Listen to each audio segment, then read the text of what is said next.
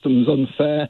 I don't mind chipping in to help people when they're in difficulty, but 80% of someone's salary, and they could be being paid much more than me, I don't see why I should be paying that.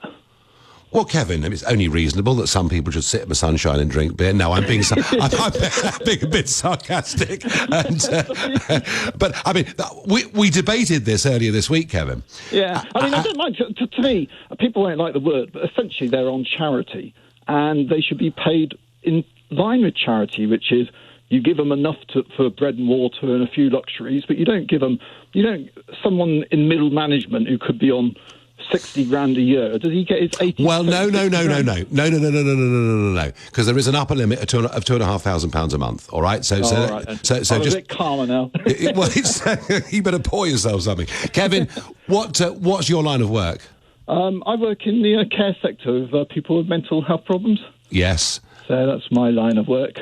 Right, and you've worked all the way through, yeah. Yeah. And also, there's one other thing that's really got my goat, which is they keep on saying that you go to scientists for advice. And I think they should have gone to a medieval peasant, because they would have told them that when a plague hits a village, you put a red cross on the doors of everyone with the plague and you leave well alone.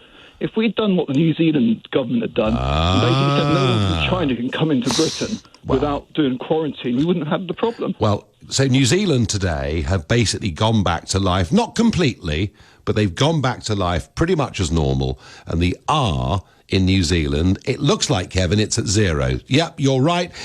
Kevin, talking about medieval times and going back, in the past, it was ships, wasn't it, that brought plague around the world through the rats that were on them, etc. In the modern day, it's the aeroplane that has moved this virus about. Did we act too slowly, Kevin? Definitely. I think it was kind of obvious. In fact, I saw one of the government ministers from New Zealand. They were saying we didn't have any ventilators and we didn't think we could really deal with the situation, but we realised that if you cut it off at the bud, you don't have a problem.